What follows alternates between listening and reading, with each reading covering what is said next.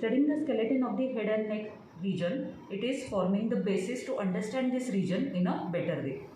The skeleton of the head and neck, it will consist of skull along with the mandible, the 7 cervical vertebrae. The peculiarity of 7 cervical vertebra is the presence of foramina transversaria, and this is the hyoid bone having body, greater cornu and the lesser cornu.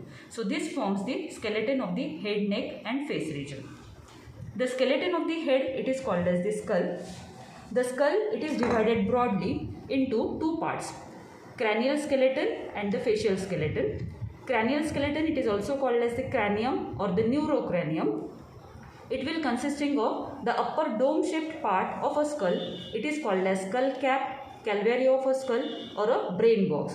So it protects the brain which is present inside to this skull cap. So this is the upper arched part of the skull which is formed by the frontal bone, parietal bone, the upper part of the occipital bone and the temporal bone. The anterior lower part of the skull is forming a facial skeleton.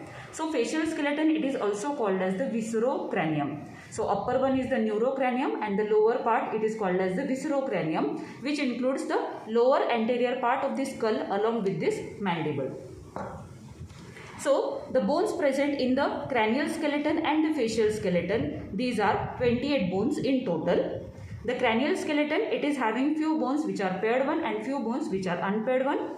The cranial skeleton consisting of 14 bones, out of which the unpaired bones are frontal bone, occipital bone, sphenoid bone, this is the sphenoid bone, and the ethmoidal bone. This is the labyrinth part of the ethmoid bone. So sphenoid, ethmoid, frontal and the occipital, these are the unpaired bones of the skull, whereas paired bones are, these are two parietal bone, the temporal bone on both sides, and there are presence of 3 pairs of the ear ossicles. These are malleus, incus and stapes. So these are total 14 bones present for the neurocranium. Then we will see what are the bones present in this viscerocranium or the facial skeleton. If you see the lateral part of this face, this is the nasal bone present on both sides, nasal bone, lacrimal bone, maxilla, the zygomatic bone, then the inferior nasal concha. So here this is the inferior nasal concha. So these are the and the palatine process. So this is the palatine bones. So these are the paired bones present for the facial skeleton. The unpaired bones are, one larger bone is the mandible and one unpaired bone is this vomer. So this is the vomer part, this is the vomer and this one is the mandible. So this constitutes total 14 bones to the viscerocranium or the facial skeleton. What are the joints present in between these bones? Mostly the bones of the skull, they are united together at a suture. Suture is a type of fibrous joint which is immovable one. There are certain different types of the suture or the classification of the suture.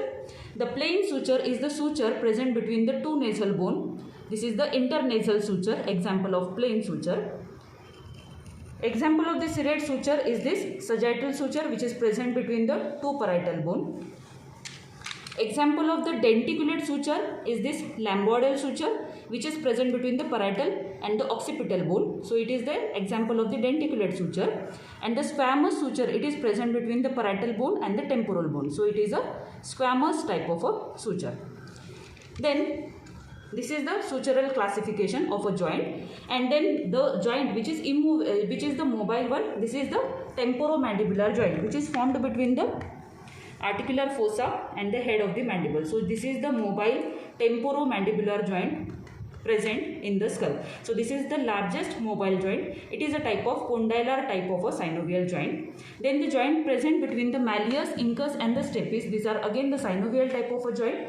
The joint present between the malleus and incus, it is the saddle type of joint, and between incus and the stapes, it is the ball and socket type of a variety. To study the anatomical position of a skull, it is very much important to consider the two planes. To place the skull in anatomical position, the orbital cavities must be facing forward and a line passing from infraorbital margin up to the upper margin of this external acoustic matters should lie in a same horizontal plane. So a line passing from infraorbital margin up to the upper margin of the external acoustic matters should be present in a same horizontal plane, and this plane is called as Frankfurt's plane. The second line is the Ritz base line, which is again a line passing from infraorbital margin up to the center of external acoustic matters. This is called as Ritz base line.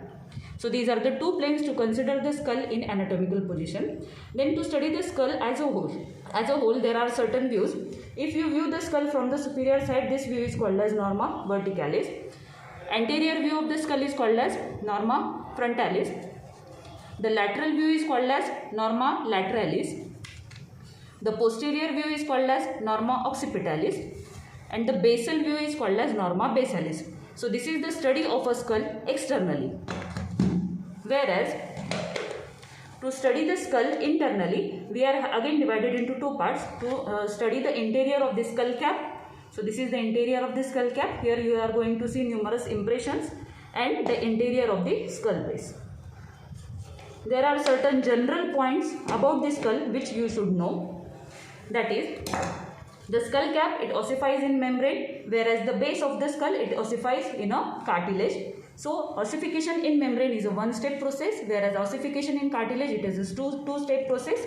Then up to the age of 4 years, there is only single table to the skull, but as age advances, that is at the age of 4 years or above, there are the presence of two tables. Here you are going to see the outer table of a skull, and this one is the inner table of the skull with the presence of the diploic space in between these two tables.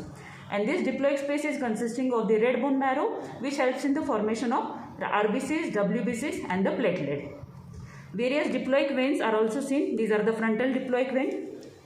Here are the parietal diploic vein and occipital diploic veins. So these are the diploic veins present between the two tables of the skull. Then at these 4 angles, this is the parietal bone.